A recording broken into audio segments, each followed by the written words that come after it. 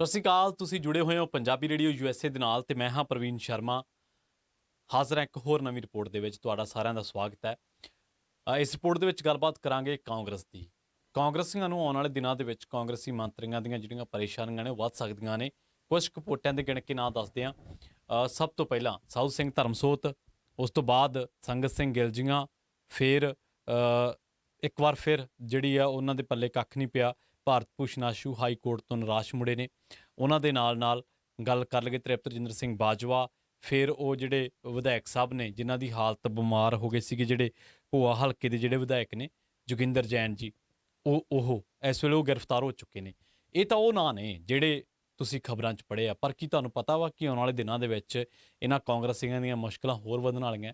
ਅਸਲ ਦੇ ਵਿੱਚ ਸਰਕਾਰ ਜਿਹੜੀ ਆ, ਵਿਜੀਲੈਂਸ ਜਿਹੜੀ ਆ, ਉਹ ਆਉਣ ਵਾਲੇ ਦਿਨਾਂ ਦੇ ਵਿੱਚ ਸਿੰਜਾਈ ਘੁਟਾਲੇ ਦੇ ਨਾਲ ਟਰਾਂਸਪੋਰਟ ਘੁਟਾਲੇ ਦੇ ਨਾਲ ਫੂਡ ਸਪਲਾਈ ਵਿਭਾਗ, ਸੋ ਇਹਨਾਂ ਸਾਰੇ ਵਿਭਾਗਾਂ ਦੇ ਵਿੱਚ ਜਾਂਚਾਂ ਖੁੱਲ੍ਹਣਗੀਆਂ ਤੇ 25 ਤੋਂ 30 MLAs ਜਿਹੜੇ ਆ ਕਾਂਗਰਸ ਦੇ, ਉਹ ਵਿਜੀਲੈਂਸ ਦੀ ਰਡਾਰ ਦੇ ਹੇਠ ਆ। ਇਹਨਾਂ ਸਾਰੇ ਡਿਪਾਰਟਮੈਂਟ ਦੇ ਜੁੜੇ ਹੋਏ, ਖੁਰਾਕ ਤੇ ਸਪਲਾਈ ਵਿਭਾਗ ਨਾਲ ਜੁੜੇ ਹੋਏ, ਨਾਲ ਕੁਛ ਹੋਰ। ਐਵੇਂ ਥੋੜ੍ਹਾ ਭਾਰਤ ਭੂਸ਼ਣ ਆਸ਼ੂ ਜੀ ਜਿਹੜੇ ਆ ਉਹ ਹਾਈ ਕੋਰਟ ਤੁਰੇ ਫਿਰਦੇ ਆ, ਪਰ ਇਸ ਤੋਂ ਵੀ ਪਰੇ ਦੀਆਂ ਗੱਲਾਂ ਨੇ।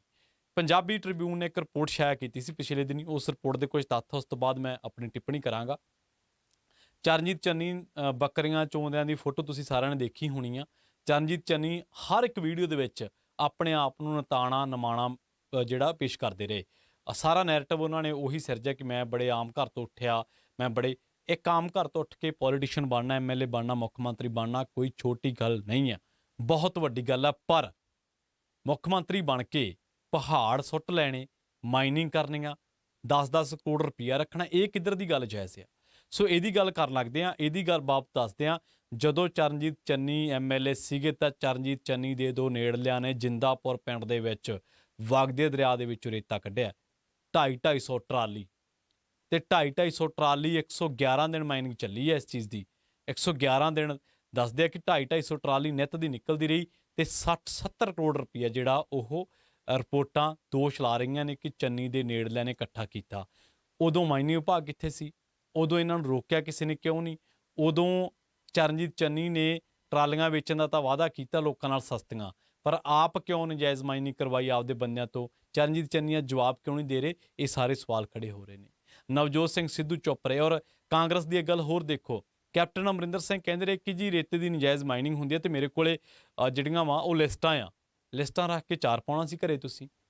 ਜੇਕਰ ਤੁਸੀਂ ਕਿਸੇ ਦੋਸ਼ੀ ਨੂੰ ਬਚਾ ਰਹੇ ਹੋ ਤਾਂ ਤੁਸੀਂ ਖੁਦ ਦੋਸ਼ੀ ਹੋ। ਸੋਨੀਆ ਗਾਂਧੀ ਕੋਲੇ ਲੈ ਕੇ ਚੱਕ ਕੇ, ਸੋਨੀਆ ਗਾਂਧੀ ਨੇ ਲਿਸਟਾਂ ਦਾ ਕੀ ਕਰਨਾ ਵਾ? ਆਖੇ ਜੀ ਮੇਰੇ ਕੋਲ ਦਾਗੀ MLA ਦੀਆਂ ਲਿਸਟਾਂ ਨੇ, ਹੁਣ ਚੱਕੀ ਫਿਰਦੇ ਨੇ ਭਗਵੰਤ ਮਾਨ ਕੋਲੇ। ਸੋ ਉਦੋਂ ਜਦੋਂ ਲੁੱਟਿਆ ਜਾ ਰਿਹਾ ਸੀ ਪੰਜਾਬ ਨੂੰ, ਜਦੋਂ ਪੰਜਾਬ ਨੂੰ ਖੋਦਿਆ ਜਾ ਰਿਹਾ ਸੀ, ਕਿ ਤੁਹਾਨੂੰ ਪਤਾ ਵਾ ਕਿ ਇਹ ਲੋਕ ਉਦੋਂ ਨਹੀਂ ਬੋਲੇ। 111 ਦਿਨਾਂ ਦੇ ਵਿੱਚ ਚਰਨਜੀਤ ਚੰਨੀ ਦੇ ਘਰੋਂ 10 ਕਰੋੜ ਰੁਪਈਆ ਮਿਲਦਾ ਤੇ ਇਹ ਕਹਿੰਦੇ ਕਿ ਜੀ ਸਿਆਸੀ ਬਦਲਾਖੋਰੀ ਹੈ। 10 ਕਰੋੜ ਰੁਪਈਆ ਕਿਤੇ ਇਹ ਤਾਂ ਹੈ ਨਹੀਂ ਗਾ ਕਿ ਤੁਰੀ ਜਾਂਦੀ ਸੀ ਕੋਈ ਟਰਾਲੀ ਤੋਂ, ਤੁਸੀਂ ਉਹਦੇ ਤੋਂ ਕੋਈ ਕੁਆਂਟਲ ਕੱਦੂ ਸਬਜ਼ੀਆਂ ਲੈ ਲਏ ਤੇ ਉਹ ਰੱਖ ਲਏ ਘਰੇ। 10 ਕਰੋੜ ਰੁਪਈਆ ਚੰਨੀ ਸਾਹਿਬ।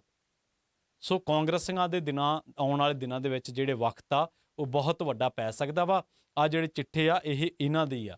ਅਸਲ ਦੇ ਵਿੱਚ ਕੀ ਹੈ, 195 ਰੇਤੇ ਦੀਆਂ ਖੱਡਾਂ ਨੇ ਪੰਜਾਬ ਦੇ ਵਿੱਚ ਲੀਗਲ, 4800 ਏਕੜ ਰਕਬਾ ਜਿੱਥੋਂ ਮਾਈਨਿੰਗ ਹੁੰਦੀ ਆ।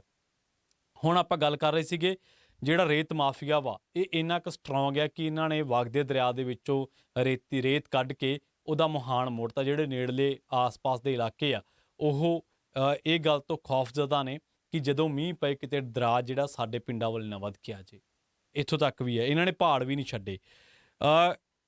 ਸ਼ਰਾਬ ਮਾਫੀਆ ਵਾ, ਉਹਦੀ ਗੱਲ ਕਰ ਲਓ ਤੁਸੀਂ। ਅਕਾਲੀ ਦਲ ਵੇਲੇ ਵੀ ਸੀਗਾ ਤੇ ਕੈਪਟਨ ਦੇ ਰਾਜ 'ਚ ਤਾਂ ਸਗੋਂ ਮੌਤਾਂ ਹੋਈਆਂ ਨੇ ਸ਼ਰਾਬ ਮਾਫੀਏ ਦੇ। ਕੈਪਟਨ ਨੇ ਇਹ ਗੱਲ ਖੁਦ ਕਬੂਲੀ ਕਿ ਮੇਰੇ ਰਾਜ ਦੇ ਵਿੱਚ ਮਾਫੀਆ ਕਿੰਨੇ ਤਰ੍ਹਾਂ ਦਾ, ਰੇਤ ਮਾਫੀਆ, ਸ਼ਰਾਬ ਮਾਫੀਆ। ਸੋ ਇਸ ਵੇਲੇ ਜਿਹੜੇ ਆ ਉਹ ਬਹੁਤ ਸਾਰੇ MLAs ਜਿਹੜੇ ਆ ਕਾਂਗਰਸ ਦੇ ਫਸਦੇ ਜਾ ਰਹੇ ਆ। ਅਕਾਲੀ ਭਾਜਪਾ ਗੱਠਜੋੜ ਮਾਫੀਏ ਦੀਆਂ ਜਿਹੜੀਆਂ ਮਨਾਈਆਂ ਆਪਣੇ ਸਾਰਿਆਂ ਦੇ ਸਾਹਮਣੇ, ਉਹਨਾਂ 'ਤੇ ਦੋਸ਼ ਲੱਗੇ ਟਰਾਂਸਪੋਰਟ ਮਾਫੀਏ ਦਾ, ਮਾਈਨਿੰਗ ਮਾਫੀਏ ਦਾ, ਈਵਨ ਕਿੱਥੋਂ ਤੱਕ ਵੀ ਕੇਬਲ ਮਾਫੀਏ ਦੇ ਵੀ ਉਹਨਾਂ 'ਤੇ ਦੋਸ਼ ਲੱਗਦੇ ਰਹੇ। ਸੇਮ ਚੀਜ਼ਾਂ ਕੈਪਟਨ ਸਾਹਿਬ 'ਤੇ ਨੇ, ਫਰਕ ਕੀ ਰਿਹਾ? ਸੋ ਉਸ ਤੋਂ ਬਾਅਦ ਜਿਹੜੇ ਆ ਚਮਕੌਰ ਸਾਹਿਬ, ਚੰਨੀ ਸਾਹਿਬ ਦੇ ਜਿਹੜੇ ਕੌਂਸਟੀਚੁਐਂਸੀ ਦੇ ਵਿੱਚ ਇੱਥੇ ਪਿੰਡ ਪੈਂਦਾ ਵਾ ਇੱਕ ਜਿੰਦਾਪੁਰ, ਜਿਹਦੀ ਮੈਂ ਗੱਲ ਕਰਕੇ ਹਟਿਆ ਵਾਂ।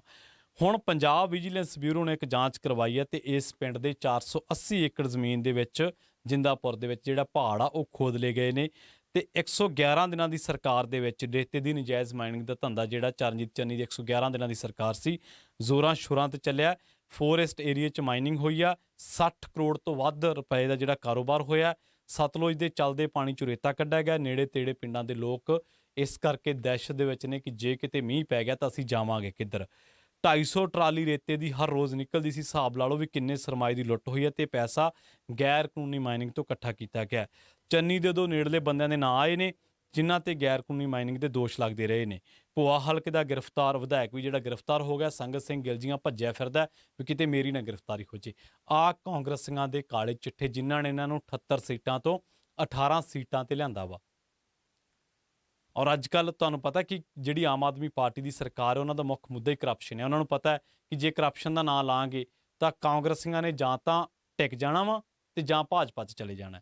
ਭਾਜਪਾ 'ਚ ਜਾਣ ਦਾ ਇਹ ਮਤਲਬ ਨਹੀਂ ਹੈ ਕਿ ਕਾਂਗਰਸੀ ਜਿਹੜੇ ਆ ਉਹਨਾਂ ਦੇ ਲੱਗੇ ਦੋਸ਼ ਹੈ ਜਿਹੜੇ ਉਹ ਬੇਬੁਨਿਆਦ ਸਾਬਤ ਹੋ ਜਾਣਗੇ। ਇਹਦਾ ਮਤਲਬ ਇਹ ਹੈ ਕਿ ਉੱਥੇ ਥੋੜ੍ਹੇ ਸ਼ੈਲਟ ਮਿਲ ਜੂਗੀ।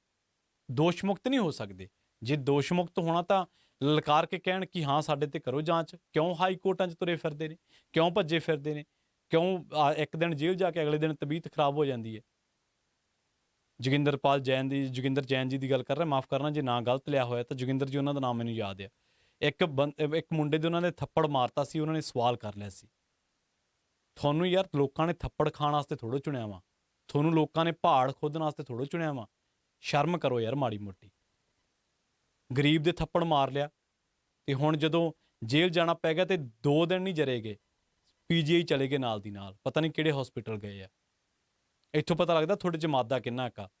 ਇੱਕ ਗਰੀਬ ਦੇ ਥੱਪੜ ਮਾਰਨਾ ਤਾਂ ਬੜਾ ਸੌਖਾ ਵਾ, ਪਤਾ ਉਹ ਲੱਗਦਾ ਜਦੋਂ ਸਮੇਂ ਦਾ ਥੱਪੜ ਵੱਜਦਾ। ਔਰ ਤੁਹਾਡੇ ਵੱਜਿਆ ਵਾ, ਤੁਹਾਡੇ ਥੱਪੜ ਵੱਜਿਆ ਸਮੇਂ ਦਾ। ਔਰ ਆਉਣ ਵਾਲੇ ਦਿਨਾਂ ਦੇ ਵਿੱਚ ਕਾਂਗਰਸ ਦੇ 25 ਤੋਂ 30 MLA ਜਿਹੜੇ ਆ ਸਣੇ ਇਹਨਾਂ ਦੇ ਸਾਬਕਾ ਮੰਤਰੀ, ਉਹਨਾਂ ਦੀਆਂ ਜਿਹੜੀਆਂ ਲਿਸਟਾਂ ਸੀ ਉਹ ਪਤਾ ਨਹੀਂ ਸੋਨੀਆ ਗਾਂਧੀ ਕੋਲੇ ਜਾਣਗੀਆਂ ਨਾ ਜਾਣਗੀਆਂ, ਉਹ ਪਤਾ ਨਹੀਂ ਅਮਿਤ ਸ਼ਾਹ ਕੋਲੇ ਗਈਆਂ ਕਿ ਨਹੀਂ ਗਈਆਂ। ਕੈਪਟਨ ਸਾਹਿਬ ਤਾਂ ਦੱਬੀ ਰੱਖੇ, ਉਹਨਾਂ ਨੇ ਤਾਂ ਕ੍ਰਾਈਮ ਦੇ ਵਿੱਚ, ਇਸ ਭ੍ਰਿਸ਼ਟਾਚਾਰੀ ਦੇ ਵਿੱਚ ਉਹਨਾਂ ਦੀ ਭਾਈਵਾਲੀ ਆ, ਉਹਨਾਂ ਦੀ ਹਿੱਸੇਦਾਰੀ ਆ, ਕਿਉਂਕਿ ਏਡਾ ਵੱਡਾ ਅਹੁਦਾ ਹੋਣ ਦੇ ਬਾਵਜੂਦ ਹੈਲੀਕਾਪਟਰ 'ਚ ਇੱਕ ਗੇੜਾ ਮਾਰਿਆ ਵਾ। ਪਰ ਆਹ ਜਿਹੜੀਆਂ ਹੁਣ ਵਿਜੀਲੈਂਸ ਬਿਊਰੋ ਨੇ ਜਾਂਚਾਂ ਖੋਲ੍ਹੀਆਂ, ਇਸ ਤੋਂ ਪਤਾ ਲੱਗਦਾ ਕਿ ਆਉਣ ਵਾਲੇ ਟਾਈਮ ਦੇ ਵਿੱਚ ਸਾਧੂ ਸਿੰਘ ਧਰਮਸੋਤ, ਸੰਗਤ ਗਿਲਜੀਆਂ, ਭਾਰਤ ਭੂਸ਼ਣ ਆਸ਼ੂ, ਤ੍ਰਿਪਤ ਬਾਜਵਾ, ਜੋਗਿੰਦਰ ਜੀ ਜਿਹੜੇ ਭੋਆ ਹਲਕੇ ਦੇ ਵਿਧਾਇਕ ਨੇ, ਮੈਂ ਇੱਕ ਵਾਰੀ ਫਿਰ ਤੋਂ ਮਾਫੀ ਮੰਗ ਲੈਣਾ ਜੇ ਉਹਨਾਂ ਦਾ ਨਾਮ ਕੋਈ ਹੋਰ ਹੋਇਆ ਤਾਂ ਇਹਨਾਂ ਦੀਆਂ ਮੁਸ਼ਕਲਾਂ ਤਾਂ ਵਧੀਆ ਪਈਆਂ ਹੀ ਨੇ। ਪਰ ਜਿਵੇਂ ਸਿੰਜਾਈ ਘੁਟਾਲਾ ਖੁੱਲੂਗਾ, ਫੂਡ ਸਪਲਾਈ ਮਹਿਕਮੇ ਦੇ ਘੁਟਾਲੇ, ਖੁਰਾਕ ਸਪਲਾਈ ਦੇ ਖੁੱਲ੍ਹਣਗੇ, ਟਰਾਂਸਪੋਰਟ ਵਿਭਾਗ ਦੇ ਖੁੱਲ੍ਹਣਗੇ ਤਾਂ ਇਹਨਾਂ ਦੇ ਹੋਰ ਵੀ ਜਿਹੜੇ ਮੰਤਰੀ ਆ ਸਾਬਕਾ ਵਿਧਾਇਕ ਨੇ ਜਾਂ ਮੌਜੂਦਾ ਵਿਧਾਇਕ ਹੋਣਗੇ ਉਹਨਾਂ 'ਚ ਕਈ ਉਹ ਰਗੜੇ ਜਾਣਗੇ। ਸੋ ਜਿਹੜੇ ਚਰਨਜੀਤ ਸਿੰਘ ਚੰਨੀ ਜੀ ਬੜੇ ਨਿਮਾਣੇ ਨਤਾਣੇ ਬਣ ਕੇ 111 ਦਿਨਾਂ ਦੀ ਸਰਕਾਰ ਚਲਾ ਕੇ ਗਏ ਆ, ਉਹਨਾਂ ਦੇ ਕਾਰਜਕਾਲ ਦੀ ਰਿਪੋਰਟ ਆ।